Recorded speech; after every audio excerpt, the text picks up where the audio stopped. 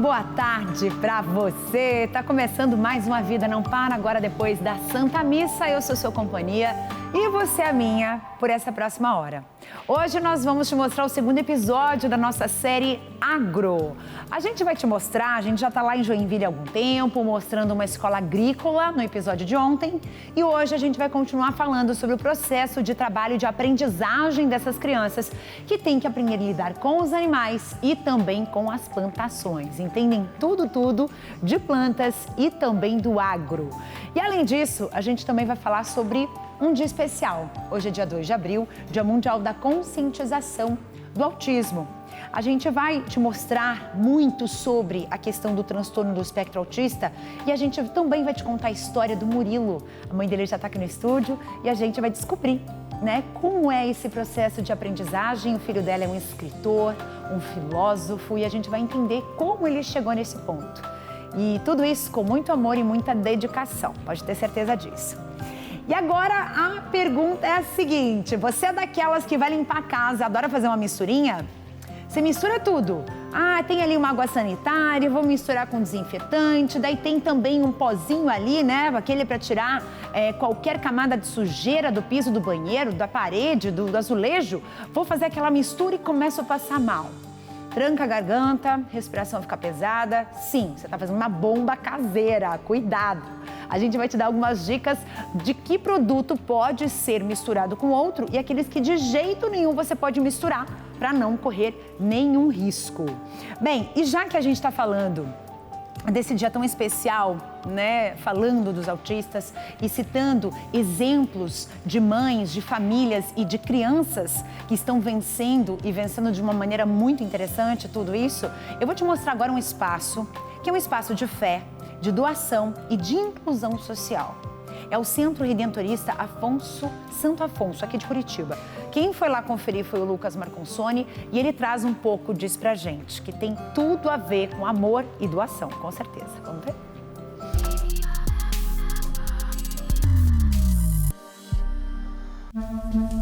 Em um mundo que busca constantemente a inclusão e a compreensão da diversidade, o Santuário Perpétuo Socorro se destacam como um farol de esperança e amor. No coração de sua missão social, emerge como um exemplo vibrante de cuidado e atenção especializados, principalmente no Dia Mundial de Conscientização do Autismo, uma data que nos convida a refletir e agir.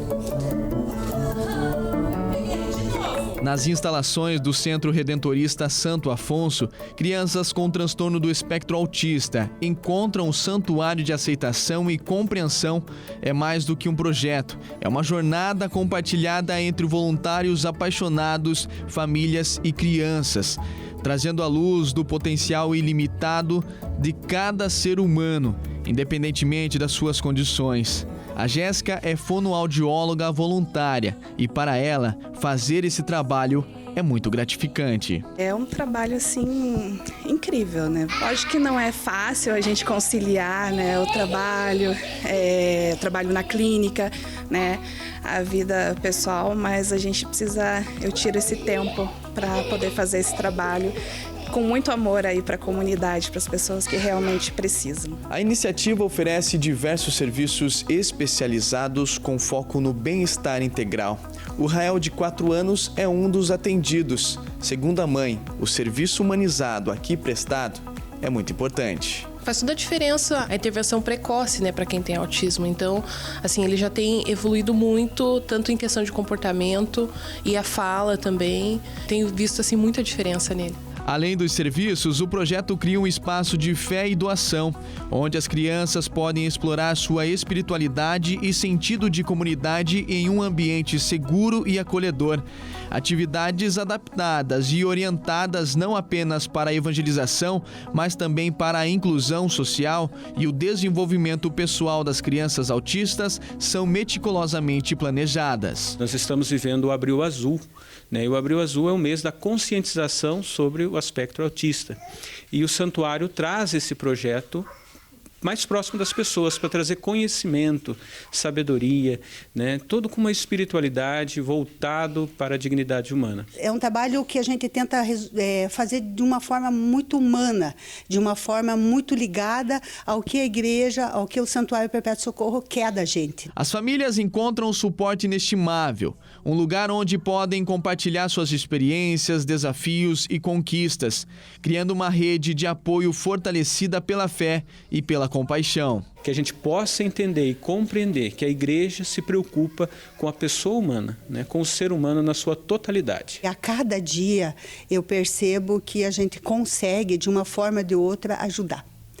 E isso faz tão bem para o coração da gente, isso faz tão bem para a alma da gente, que não tem dinheiro, não tem nada que pague. Além do atendimento, a gente vê que eles fazem isso por amor, né? Então, ele gostar, para mim, também é muito importante.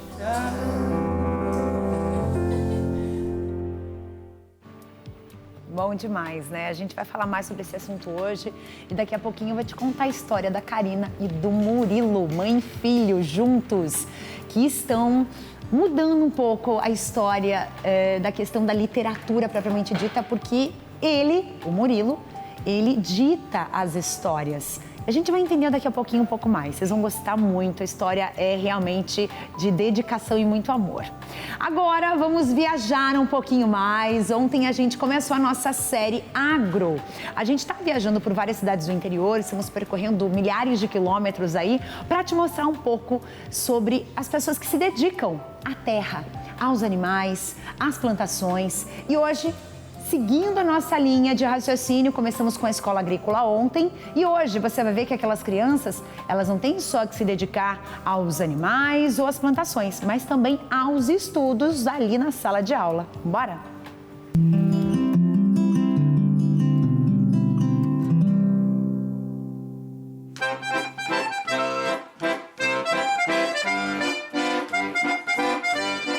O jogo da vida para essa criançada de Joinville começa cedo e com grandes responsabilidades.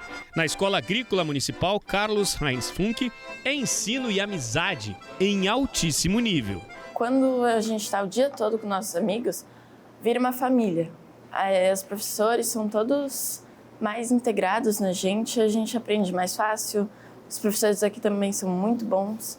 E é uma sensação ótima, é uma emoção. E se a rotina para eles começa ainda antes das 7h30 da manhã, desde cedo os alunos já estão atentos.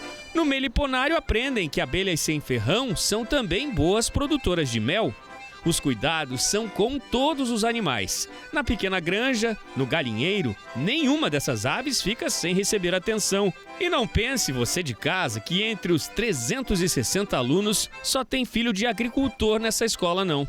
Muitos desses meninos e meninas vieram da cidade e enfrentaram provas difíceis para estudar aqui. Chegam aqui muitas vezes com medo de contato com os animais, à medida que eles vão crescendo, que vão evoluindo, que vão desenvolvendo essas atividades, eles conseguem entender como é que funciona o princípio de criação, os cuidados que a gente tem que ter, né, as medidas que a gente tem que tomar para fazer o manejo correto, tanto com plantas quanto animais. E eles saem daqui, né, com uma possibilidade de, no futuro, seguir adiante, né, indo para um colégio agrícola, cursando faculdades afins, agronomia, veterinária. O que a gente percebe nos olhares é que os alunos querem melhorar o nível de conhecimento e também melhorar como pessoas. O projeto da Escola Agrícola de Joinville, quando virou realidade, já trazia como sementinha outra história que deu muito certo. As práticas das crianças e adolescentes nas hortas comunitárias aqui em Joinville faziam tanto sucesso que há 34 anos foi fundada essa, que é a Escola Agrícola Municipal. Uma escola que hoje é destaque em todo o país, isso inclusive confirmado por números do IDEB. É uma porteira do conhecimento que está aberta para o desenvolvimento científico e tecnológico, voltado para as melhores práticas ligadas ao agronegócio. É um orgulho para a cidade de Joinville, né, porque essa escola começou de uma simples movimentação da própria comunidade agrícola. Nós nos chamamos aqui a família agricolina, todos são os agricolinos. né? E nós vivemos aqui numa comunidade, uma família mesmo. Muitas vezes os alunos passam aqui muito mais tempo acordados conosco do que em casa. A escola tem os melhores números entre instituições do 6º ao 9º ano em toda Santa Catarina. Virou compromisso para os professores também. Trabalho aqui na escola há 8 anos já e sempre morei aqui em Pirabeiraba, né? E admirava a escola já, sempre. E quando eu cheguei aqui, realmente foi uma responsabilidade muito grande. Existem 2 desafios, né? O primeiro é você atingir um nível de aprendizado, de ensino. O outro desafio é manter. Professor Beto resumiu bem. E da mesma forma que as aulas no campo ampliam horizontes, quando eles estão em sala de aula, há a preocupação em trazer questões teóricas, por exemplo, as dessas continhas, que possam facilitar caminhos durante as aulas lá no campo. A gente tenta sempre, em cada introdução de um novo assunto, dizer onde que ele é utilizado no nosso dia a dia.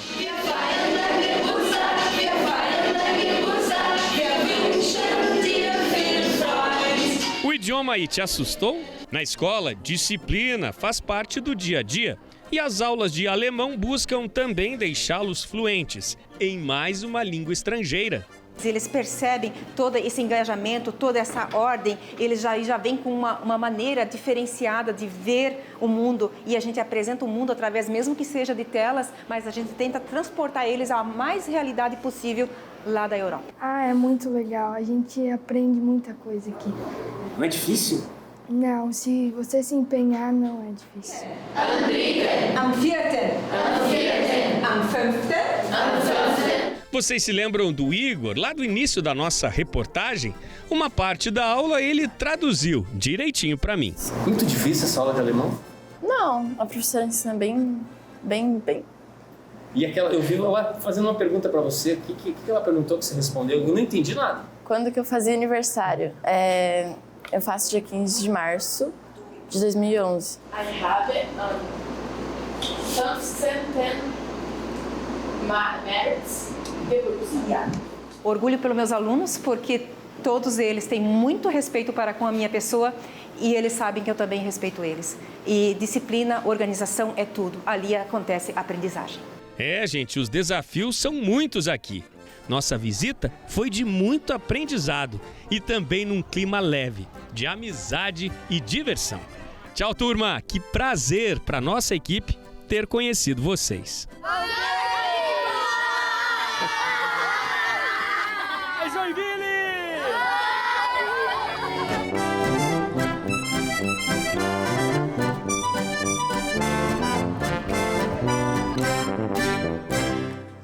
Muito bom! Bom demais, né? Joinville, Cidade Linda, e a série continua durante essa semana, tá? Então amanhã tem mais. A gente vai descobrir muitas coisas legais de Joinville e outras cidades próximas, Pomerode também, queijos e tem muita coisa boa chegando por aqui. Agora eu recebo aqui no estúdio Jonathan, bem-vindo! Olá, obrigado. Obrigada por ter aceito o nosso convite. Gente, hoje é um dia muito especial, é o Dia Internacional do Livro Infantil. E ele está aqui por um bom motivo, para contar um pouco da história dele, porque ele se tornou um escritor, ele que é professor, filósofo, e resolveu ir para o mundo da literatura, começar a escrever livros. Tudo bem, Jonathan? Bem-vindo. Olá, tudo bem? Obrigado. Como é que surgiu isso? Me conta. Então, eu fui bancário por um tempo e aí saí do banco e estava lá sem fazer muita coisa, né? Aí estava fazendo já uma faculdade na área de licenciatura e como eu gosto de ler muito com a minha filha, eu percebi que ela tinha uma dificuldade com os livros, né? Os livros ditos infantis não eram apropriados, com fontes inadequadas, estrutura inadequada, e eu pensei, poxa, por que não produzir algo nesse sentido? E também percebi que essa era a dor de alguns pais, né? De não ter acesso a livros ou não saber separar, escolher esses livros para os filhos. E aí surgiu o Verbinho na época, que era um clube de leitura, né? Em que a gente preparava uma caixa como essa, com livros selecionados e mandava para os pais com uma literatura para eles lerem com os filhos e também um material para os pais, incentivando eles na criação e educação dos filhos. Olha que legal. E é muito interessante porque a ideia seria um digamos, um combo. Um combo, né? isso. Tem um livrinho, a criança já leu, e são livros fáceis, né? Porque normalmente o livro infantil, ele tem essa pegada da questão das letras grandes. São livros que podem ser lidos ali em poucos minutos, Sim, né? sim. Para atrair realmente a atenção da criança. Só que esse livro, ele acaba logo, né? E aí a criança quer mais um, e assim vai. Sim. E aí surgiu isso. Qual que era a principal necessidade que você sentia com a sua filha? Então, por ser cristão, eu percebi que a gente tinha uma dificuldade de encontrar livros religiosos acessíveis, né? E pré-selecionados. Então, eu fui atrás desses livros e decidi que eu escolheria esses livros de acordo com a necessidade dela, entendendo a necessidade dela, para eu poder ler para ela. Não só ela ler o livro, mas eu também poder ler. Essa leitura em voz alta é pedagógica, é muito importante, né?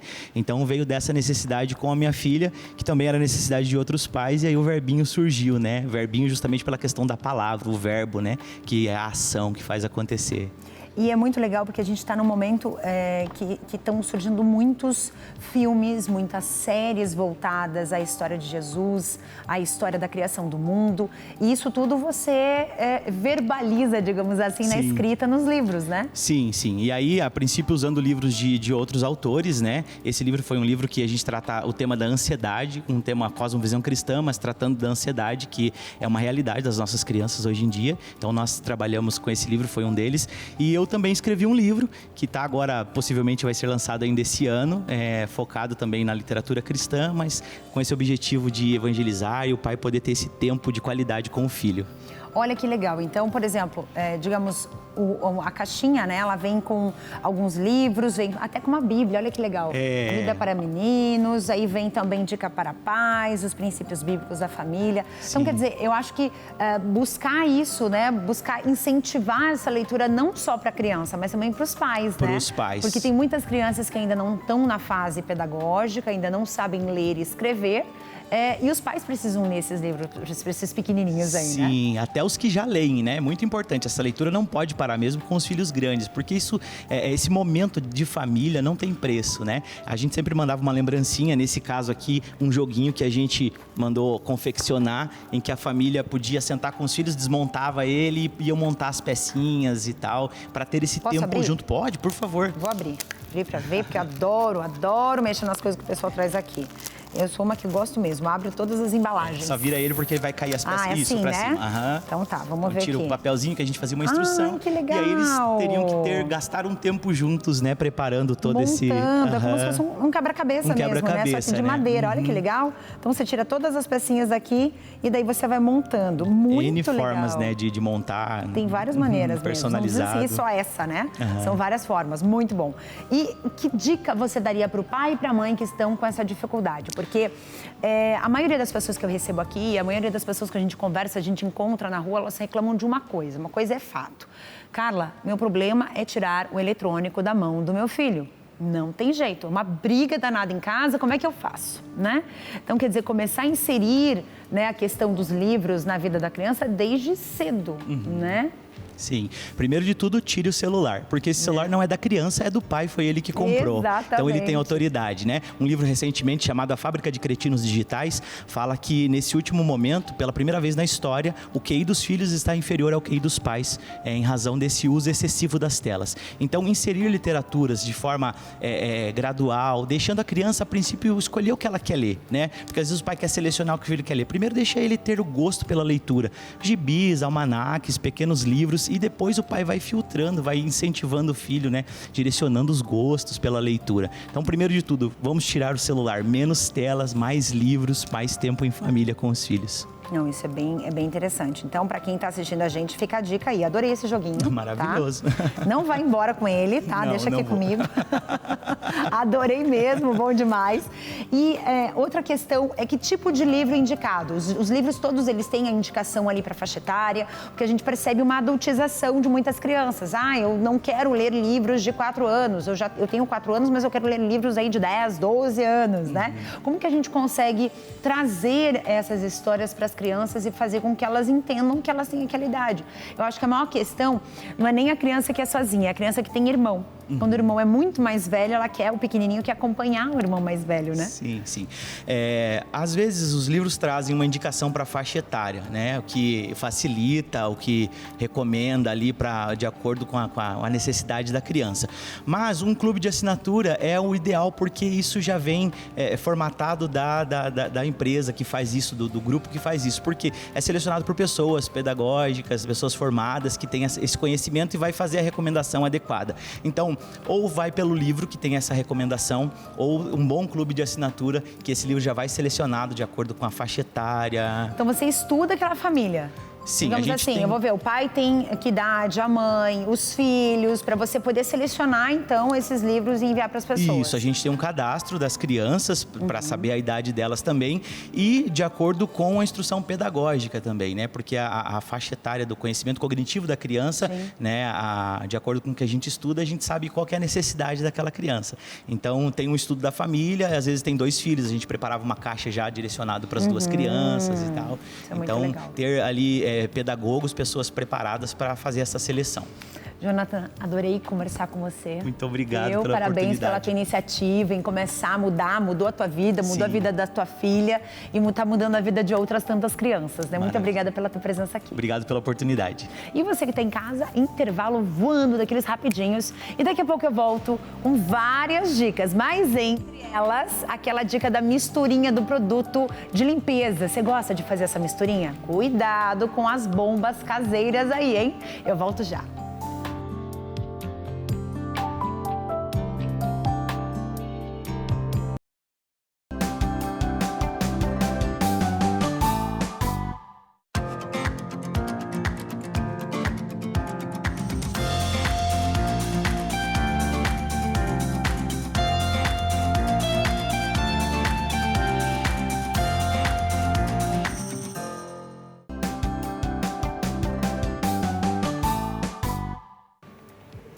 E agora vamos de dica boa para você que adora misturar produto de limpeza e começa a passar mal limpando ali o banheiro, a cozinha, a sala e não vê a hora de terminar porque realmente tranca a garganta, nariz, começa a espirrar. Tudo isso é processo alérgico devido a essa mistura toda. Mas assim, isso não é leve, tá, gente? Isso é bem complicado, porque você pode queimar toda a parte interna do seu nariz, da sua garganta, por conta dessa mistura toda que geram muitos gases tóxicos. E tem gente que vai parar no hospital. Presta bem atenção. Limpezas e faxinas são atividades rotineiras que realizamos em nossas casas todos os dias. E, por vezes, usamos produtos químicos diferentes em conjunto, na tentativa de aumentar a eficácia da limpeza. Mas misturar produtos de limpeza diferentes gera uma reação química, que tanto podem anular os efeitos dos produtos, quanto gerar situações perigosas. A ação mais comum feita pelos consumidores, até por falta de informação, é a mistura de componentes clorados, como, por exemplo, a água sanitária. Então, a água sanitária, quando ela é misturada a outros produtos, ela termina despotencializando, reduz o efeito de ambos os produtos e ainda pode ocasionar risco à saúde humana e à saúde, inclusive, de animais. Para garantir tanto a eficácia dos produtos quanto a segurança, é preciso ler minuciosamente os rótulos e não misturar produtos incompatíveis, como detergentes e água sanitária. Então, como por exemplo, de uma mistura bastante perigosa que não deve ser realizada em casa, é a água sanitária com desinfetante. Os dois são agentes desinfetantes, contudo, se você mistura água sanitária com desinfetante, você pode formar amônia. A amônia é um gás tóxico que pode ter inalação por via aérea e a pessoa pode ter náusea, enjoo, vômito, mal-estar de uma forma geral. Além desse exemplo, é também quando você mistura, por exemplo, a água sanitária com álcool em gel. Aí muitos consumidores acham que realmente a ação ela vai ser acentuada, ela vai ser melhorada e é muito pelo contrário, você inativa, você desabilita tanto a ação da água sanitária como a ação do álcool em gel. O produto ele tem que ser legalizado, então obviamente ele tem que vir com rótulo, com todas as indicações.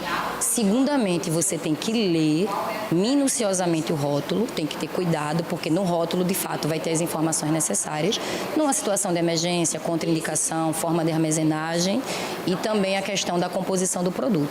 E terceiro, parceiro, não fazer misturas. O segredo realmente da melhor ação de um produto de limpeza é você utilizar todo e qualquer produto de limpeza de forma separada. Dicas boas aí que a gente combinou, né, de passar para vocês todos os dias. A gente sempre compartilha essas dicas. Então, misturinha de jeito nenhum. Agora, eu vou te contar a história de duas pessoas muito especiais, da Karina e do Murilo. O Murilo não está aqui com a gente, mas a mãe dele está aqui, a Karina. Ela que veio aqui representando o filho, contar um pouco dessa história, porque o filho, ele é autista. E nada melhor do que, ninguém melhor do que ela para contar um pouco sobre toda a história deles. E ele escreve livros. Gente, vocês têm uma noção que ele já publicou esses livros e tem mais, né? Tem mais um. Então são 4 livros, ó, esse pequenininho aqui, esse e esse daqui, publicados. Então tá ele aqui, rostinho dele, e esse daqui foi o último, porque ele também é ciclista. Sim, Murilo é ciclista, adora pedalar. Bem, Karina, me conta, como é que surgiu tudo isso na sua vida, né? Porque há 17 anos, né? Ele tem essa idade hoje. Como que você teve o diagnóstico dele? Bom, há 17 anos atrás era bem mais complicado do que hoje o diagnóstico. Complicado porque não se tinha essa visibilidade, a gente não sabia aonde procurar. Então, a primeira questão que foi que meu filho parecia que ele não escutava. Então, ele passou pelo otorrino, o otorrino colocou que ele tinha realmente muita secreção no ouvido e que ele teria que fazer uma cirurgia para colocar o dreno. Mas o otorrino na época falou assim, vai ser assim para ele começar a falar, porque a primeira advertência, né, a luz vermelha que veio pra gente foi que ele não falava. E ele falou assim, depois da cirurgia vai ser assim para ele começar a falar. Não foi. Quando eu retornei depois da cirurgia, depois de um mês, ele falou assim, então agora você procura um neuro. Quando eu cheguei no neuro, né, depois de um mês, com 1 ano e 11 meses ele estava, o neuro, observando meu filho em 45 minutos, né, ele colocou assim, o Murilo está dentro do transtorno invasivo do desenvolvimento. Na época era o que era colocado pra gente, né. Ele não falou autismo de cara. E aí a gente começa, ele falou para mim o seguinte, pode ser que seja autismo para frente, mas por hora, se você pode, você começa a estimular ele. E aí a gente começa a mergulhar nesse universo. Não foi fácil. Se eu falar que é fácil ainda hoje, não é. Mas, assim, muita coisa mudou. E eu falo que hoje, graças a Deus, as pessoas têm muito mais acessibilidade ao diagnóstico. Os pediatras, porque na época a pediatra ela falava que não, que era da minha cabeça. E a mãe sente que tem alguma coisa que está diferente, né? E mesmo eu sentindo, foi difícil o diagnóstico. E aí você entra todo naquele processo.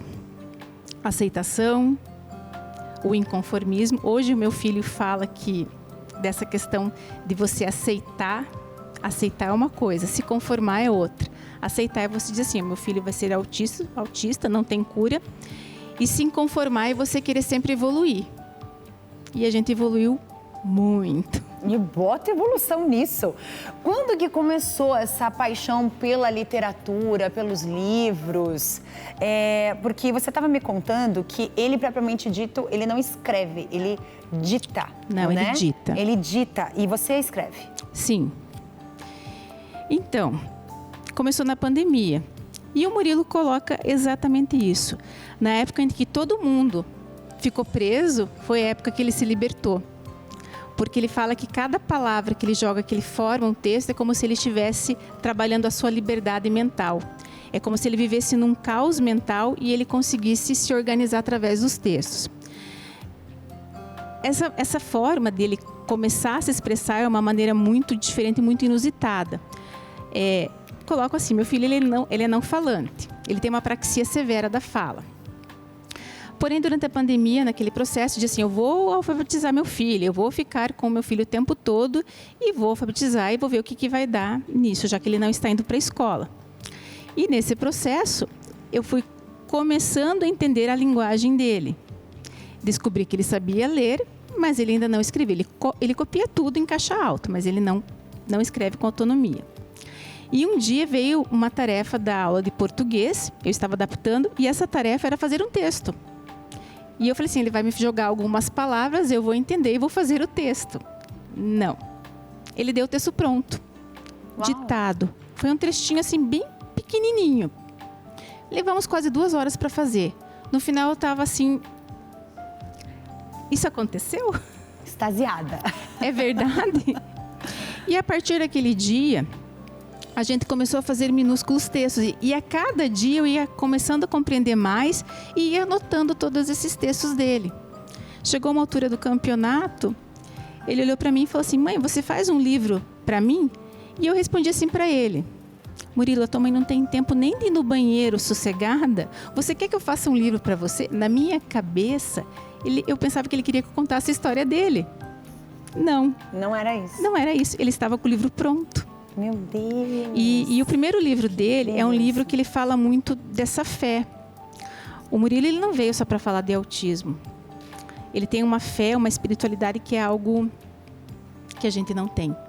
Eu acho que eu vou viver 1000 anos e não vou ter essa paz, espírito, né? esse entendimento da vida que ele tem. Eu tô vendo aqui, gente, eu convidaria você a abrir aleatoriamente e ler eu já abri aqui, eu estou impressionada. Eu vou ler um trechinho de uma parte que eu abri aqui, que se chama pertencimento. Até o menor perdido tem pertencimento, mas não pertence ainda ao bom pertencimento. Apenas o sábio pertence à verdade, o mediano escuta a verdade e o perdido inventa as próprias verdades. Gente, isso é demais, meu Deus. Isso é Murilo sendo Murilo. Ele é um filósofo mesmo, então, né? Ele... É algo que é dele, é aquela história da filosofia sem a formação, né? Mas é dele, do perfil dele. Porque o Murilo, eu vou dizer assim, ele é até safado, porque ele fala que ele não quer ler para ele não ter... Isso não é um bom conselho. Para ele não ter os seus pensamentos como se fossem poluídos, como se não tivesse informações de outras pessoas na sua informação. Ele se diz uma árvore. Ele diz que ele gosta de observar e filtrar tudo. Então ele vai filtrando e ele vai colocando da sua maneira. Esse livrinho aí, que é um livreto de pensamento, um livreto de bolso, ele foi feito de uma brincadeira, porque ele diz assim para mim, eu posso falar sobre qualquer assunto. E aí eu falei assim, tá bom, Murilo, então vamos pegar o seu Instagram e vamos pedir para as pessoas colocarem palavras aleatórias. E você vai colocar um pensamento. E ele sinalizou que sim. Então, tá, Murilo, o desafio está feito.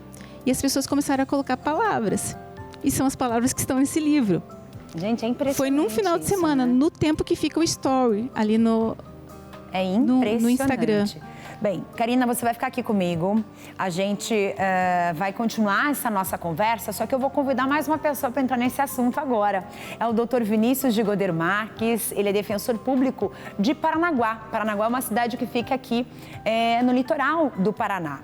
E a gente vai conversar com ele sobre a atuação da Defensoria Pública para garantir os direitos das pessoas com espectro autista. Então, vamos conversar aqui. Doutor Vinícius, boa tarde, bem-vindo. Olá, muito boa tarde. Agradeço desde já o convite. Também fiquei impressionado pela história da Karina, do Murilo. Que história fantástica, né? É impressionante, né? Ele está agora com 17 anos e uma história de vida e de descobrimentos, né, por parte da família, agora dividindo tudo isso com as pessoas.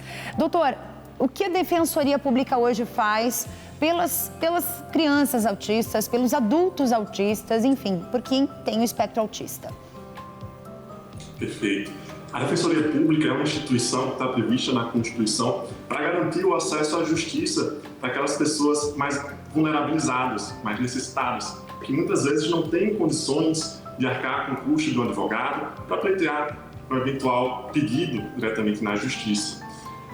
Nesse sentido, a gente presta o atendimento jurídico e assistência jurídica integral e gratuita para a população. E dentro desse recorte, sempre buscando preservar e garantir os direitos daquelas pessoas com deficiência ou que estejam em alguma outra situação de vulnerabilidade. Nesse contexto está, né, todas essas pessoas que estão dentro do espectro autista, seja uma criança, seja um adolescente ou mesmo um adulto. Nesse sentido, a Defensoria possui uma atuação multidisciplinar, seja com uma equipe técnica própria de psicólogos, de assistentes sociais, ou mesmo com outras pessoas que compõem a rede de assistência à saúde do município e a rede de assistência social. Então, a atuação da Defensoria, ela visa e objetiva garantir o direito daquela pessoa com autismo, seja pleiteando um medicamento, seja pleiteando uma ferramenta de transporte, um veículo para que possa transportar aquela pessoa, ou garantindo terapias. Hoje, a gente tem uma série de terapias que podem ser utilizadas para fortalecer a integração social dessa pessoa com autismo e para estimular que ela possa melhor ser integrada à sociedade. É o caso da terapia ABA, da ecoterapia, da musicoterapia e até da psicopedagogia. A Defensoria Pública, então, atua para que esses direitos, eventualmente, que não estejam sendo observados para as pessoas dentro do espectro, possam ser garantidos no caso individual. Certo. Doutor, se, por exemplo, tem uma pessoa em casa nos assistindo que está nessa situação, né? Tem uma criança com espectro autista e essa criança ela precisa de um tratamento, precisa de melhoras cognitivas para se desenvolver e para não só a questão da sociedade, mas para ter um bom relacionamento familiar, né? Para viver de maneira mais, digamos, adequada com a família, né? Para que a família possa entender também, porque eu acho que muito da família procurar também ajuda, né? Psicológico nesse sentido. Aí a Defensoria Pública vai ajudar essa pessoa, é isso? Isso. É importante que o responsável por essa criança ou mesmo por essa pessoa que tem um autismo já na fase adulta busque a Defensoria Pública munida da documentação básica, o RG, o CPF, o comprovante de renda, o comprovante de residência, para que possa trazer à Defensoria Pública qual a situação particular que é necessário a atuação. Por exemplo, se é necessário o fornecimento de algum medicamento, desde que tenha de fato uma prescrição médica, a Defensoria Pública pode atuar para garantir que esse medicamento seja oferecido. A Defensoria Pública aqui no Paraná, especificamente em Paranaguá e no litoral do Paraná, tem obtido diversas decisões a fim de garantir esses medicamentos para pessoas com autismo, seja com o uso de canabidiol ou mesmo de fármacos outros que já estão regulamentados aqui no Brasil. Tá certo. Doutor, muito obrigada pela tua presença aqui, obrigada pelas informações, né, que são de grande valia para quem mais precisa. E quando vier a Curitiba, pode vir ao nosso estúdio aqui, tá convidado, tá bom? Tá, ok. Agradeço o convite e agradeço a todos e todas que estão aqui nos acompanhando. Muito obrigada, doutor. Bem, Karina, você viu aí que tem hoje, né, graças, né, à nossa justiça, a gente consegue uma ajuda maior, né, para as pessoas que estão vivendo a mesma situação que você viveu aí há 16 anos atrás, né? Sim, mas ainda tem muito a se trilhar ainda, né? E a gente fala, e isso é muito bom, porque a luta, ela é grande, ela é constante, é desde por tratamento digno, seja numa clínica, a escola, né? A escola sempre é muito complicado, né? Questão de professores que estejam junto com os nossos filhos, né? Professores mediadores, né? Isso talvez seja uma questão muito difícil e acho que a Defensoria deveria atuar muito nessa área, né? Na parte educacional. Né? Na parte educacional também. São muitas lutas aí. Com certeza. Agradeço muito a sua presença aqui, que numa próxima oportunidade o Murilo possa vir, se assim ele desejar, se assim ele quiser. Desejar. Agradeço muito, viu, a tua presença aqui. Muito obrigada, a gente que agradece. E se eu pudesse só falar uma coisa, né, algo, né, para todas as famílias. O autismo, ele não tem cura, mas ele tem tratamento e esse tratamento ele começa basicamente em casa. Em casa, gente. Nenhuma clínica, nenhum lugar, nenhuma escola vai suprir o papel das pessoas da família. Muito obrigada, Karina, mais uma vez, viu? Você que está em casa me assistindo, intervalo rapidinho, eu volto já com muito mais. Não sai daí.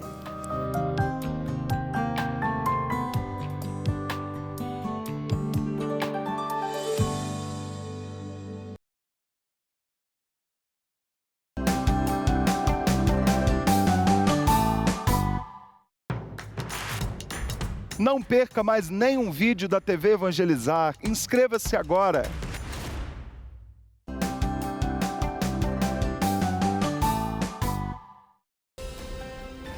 Bateu aquela dorzinha de garganta, começa a doer aqui, doer ali, fundo da língua. E aí, será que tem alguma planta que possa resolver? Talvez um chá? Quem sabe, né? Doutor Júlio Luckman na área, no Fala Doutor.